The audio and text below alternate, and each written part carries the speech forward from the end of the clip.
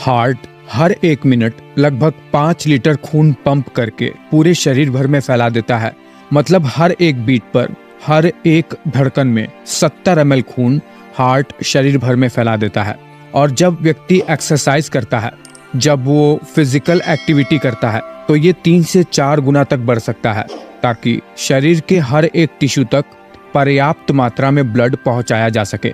देखिए, जब हम अपने हार्ट को वर्टिकली सामने की साइड से कोरोनल प्लेन में काट लेंगे, तो तब हम हार्ट के अंदर के हिस्से को भी देख सकते हैं। हम क्या देखते हैं? हार्ट 4 चैम्बर में बटा हुआ होता है। ऊपर के दोनों चैम्बर को एट्रियम, हिंदी में अलिंद कहते हैं, और नीचे के दोनों चैम्बर्स को वेंट्रिकल्स, हिंदी में निलय कहते हैं। साइड्स के आधार पर इन्हें राइट या लेफ्ट कह के डिनोट भी किया जाता है। शरीर भर में ऑक्सीजन को प्रोवाइड करा लेने के बाद जिस खून में ऑक्सीजन नहीं रह जाता है, वो पूरे शरीर भर से हार्ट के इस ऊपर वाले चैम्बर में आता है, यानी इस राइट एट्रियम में। फिर यहाँ से नीचे इस वेंट्रिकल में आता है, राइट वेंट्रिकल में। यहाँ से निकलकर फेफड़ों में ऑक्सीजन लेने को जाता है। फिर फेफड़ों से ऑक्सीजन युक्त ब्लड इस लेफ्ट एट्रियम में आता है, और लेफ्ट एट्रियम से नीचे सबसे महत्वपूर्ण चैम्बर लेफ्ट वेंट्रिकल में जाता है। यही चैम्बर स्क्वीज होकर, मतलब कॉन्ट्रैक्ट होकर, बार बार धड़क कर पूरे शरीर भर में ब्लड को फैलाता है, क्योंकि यहीं से ब्लड वेसल्स की नेशनल हाईवे एओर्टा जुड़ी रहती है। लेकिन देखिए, लेफ्ट वेंट्रिकल में जो ब्लड आता है, उसमें से कुछ अमाउंट में ही ब्लड पंप होकर पूरे शरीर भर में फैल पाता है। मान लीजिए अगर 100 ml ब्लड इस लेफ्ट वेंट्रिकल में आता है, तो केवल 70 ml ब्लड ही पंप होकर एक बीट में, यानी एक धड़कन में, वेंट्रिकल से निकलकर पूरे शरीर भर में फैल पाता है। कहने का मतलब क्या है? केवल 70% ब्लड ही पंप होकर पूरे शरीर भर में फैलता है, जितना वेंट्रिकल में भरता है उसके सापेक्ष में। इसे स्ट्रोक वॉल्यूम कहते हैं। अब देखिए, अगर ये स्ट्रोक वॉल्यूम किसी भी व्यक्ति में 40% से कम हो जाए, मतलब अगर 100 ml ब्लड आ रहा है, उसमें से केवल 40 ml ब्लड ही इजेक्ट हो रहा है, या उससे भी कम, तो इस कंडीशन को हार्ट फेलियर के नाम से जानते हैं। कहने का मतलब यह है कि हार्ट फेलियर में हार्ट पर्याप्त मात्रा में ब्लड पंप ही नहीं कर पाता है, जितनी शरीर को जरूरत होती है।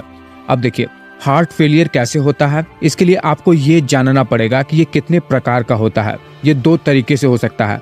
एक, जिसे कहते हैं डायस्टोलिक हार्ट फेलियर, जिसमें वेंट्रिकल्स के अंदर ब्लड पर्याप्त मात्रा में भर ही नहीं पाता है, क्योंकि इसमें वेंट्रिकल्स की वॉल मोटी हो जाती है और थोड़ी स्टिफ, यानी थोड़ी कड़ी सी हो जाती है, जिससे वेंट्रिकल्स का वॉल्यूम कम हो जाता है, ब्लड भर ही नहीं पाता है ढंग से।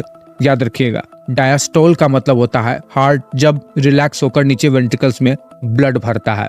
अब दूसरा तरीका होता है सिस्टोलिक हार्ट फेलियर, जिसमें वेंट्रिकल्स की वॉल इतनी कमजोर हो जाती है, बिल्कुल पतली सी, मसल इतने कमजोर हो जाते हैं कि वेंट्रिकल्स अपनी पूरी ताकत से कॉन्ट्रैक्ट होकर ब्लड को पंप ही नहीं कर पाते हैं।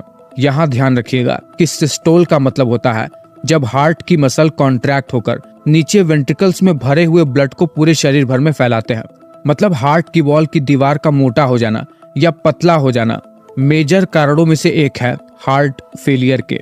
अब देखिए, हार्ट की दीवार कमजोर क्यों हो जाती है, पतली क्यों हो जाती है?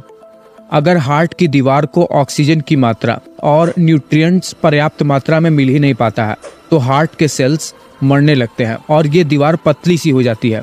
और आपको तो पता ही होगा कि हार्ट एक मस्कुलर ऑर्गन है, एक स्पेशल किस्म की मसल्स होती है हार्ट में, और इसके दीवार के कमजोर होने का सबसे मेजर कारण है कोरोनरी आर्टरी डिजीज। इसमें हार्ट की ब्लड वेसल्स में प्लाक इकट्ठा हो जाता है, जो ब्लड फ्लो को रिस्ट्रिक्ट कर देता है। वही हार्ट की दीवार मोटी क्यों हो जाती है, इसे समझने के लिए आपको ये समझना पड़ेगा कि मसल अपने आकार को कैसे बढ़ाता है।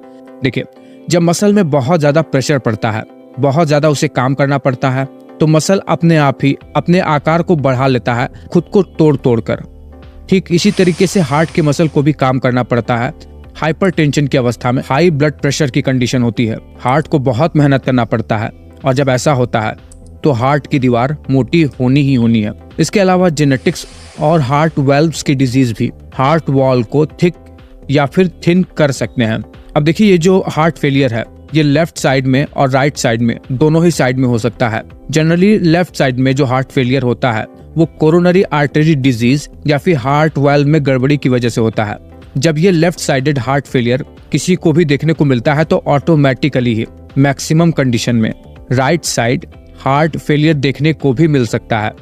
हार्ट फेलियर का सबसे इम्पोर्टेंट सिम्टम यह है कि फेफड़े से जो ब्लड हार्ट में आकर पंप होना चाहिए था वो हार्ट फेलियर की वजह से फेफड़ों में ही रह जाता है और फेफड़ों में इकट्ठा हुआ ये ब्लड में से वाटर लीक होकर फेफड़ों में इकट्ठा होने लगता है। इस कंडीशन को पल्मोनरी एडीमा कहते हैं और ये सबसे मेजर सिम्टम है हार्ट फेलियर का।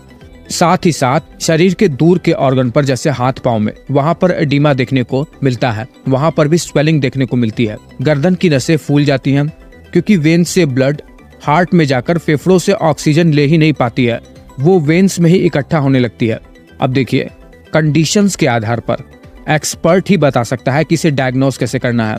वैसे generally MRI, CT scan, ECG, echocardiogram, blood test, exercise test, इन सब चीजों से इसे डायग्नोस किया जाता है और कंडीशन को समझने के आधार पर ही मेडिकेशन के थ्रू इसे ट्रीट किया जाता है।